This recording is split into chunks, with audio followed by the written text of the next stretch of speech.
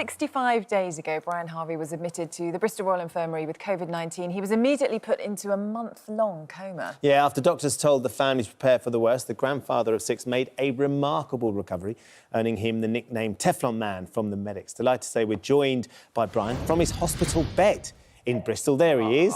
And his wife Mary and daughter Faye join us from their family home. Good morning to you all. Good morning. So, Brian, let's start with you. It's an extraordinary story, this, and a hugely important one for lots of our viewers around the country because they will have family members who are still in hospital and still fighting hard. How are you feeling this morning? Not too bad, actually. And what's the process been like for you, Brian, from when you initially fell ill to suddenly coming round? How hard has it been, and what do you remember?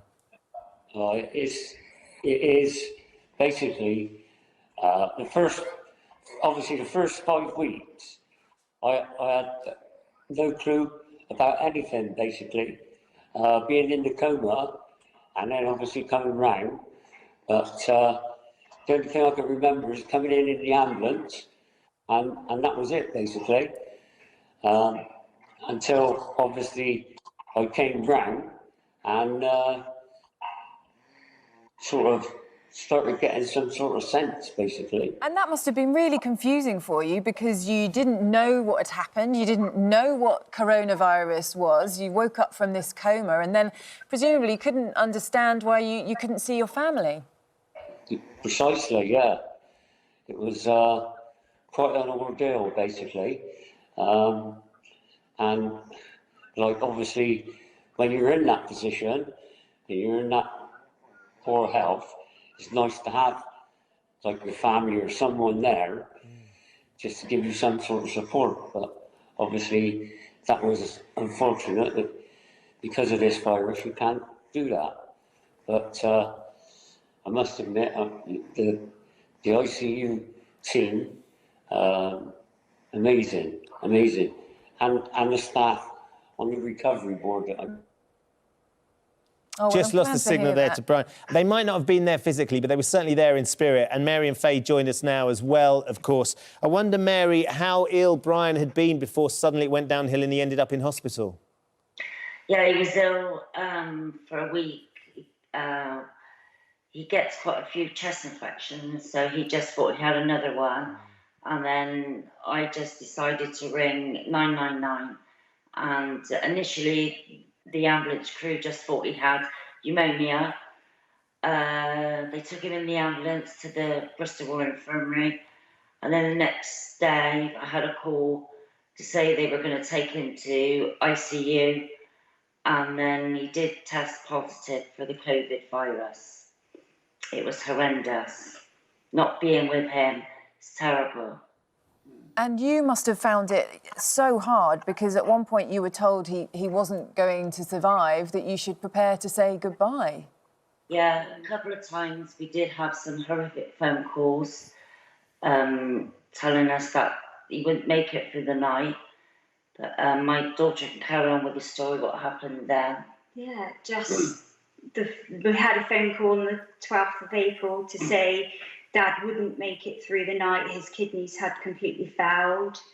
And, yeah, it was just a horrendous phone call when Mum just wanted to be at Dad's bedside and it just wasn't possible and it was just absolutely horrific. So, Faye, to go through that, to be told that and to be told that you have to say your goodbyes, which, of course, you can't do in person because you're not allowed to the ward, and then to find out, actually, hold on, maybe he's making a bit of recovery, it's a bit of a turnaround. How quickly did that happen? And what were you all thinking when they started saying, we think he might be getting a bit better? Oh, it was just amazing. So we had that phone call on the 12th of April. It was my daughter Tallulah's birthday on the 13th of April. And all she wanted was to make a wish on her 9th birthday for her pappy to make a recovery and come home. So she got up on her birthday and she made the wish, and on the 13th of April in the evening we had a call from the doctors to say that Dad's kidneys were improving and Dad's condition was improving, and it was just, wow, it was just a miracle. Yeah, we did have a couple of phone calls with kidneys failing, and then Brian wasn't responding quick enough. They had to send him for brain scans. So we did have quite a few times when we did think the worst, but thankfully, because of the care Brian received in ICU, they never gave up on Brian, and nor did we.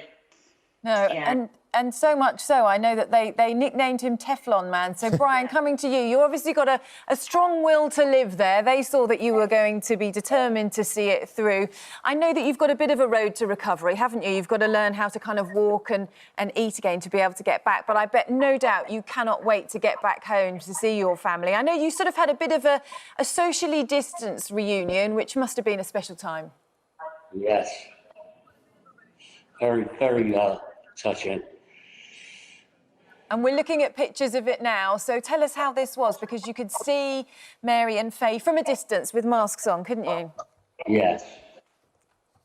It was so nice to see, basically. Obviously emotional, very emotional. That's the first time I've seen her in person for 3 months. So, yeah, it was unbelievable.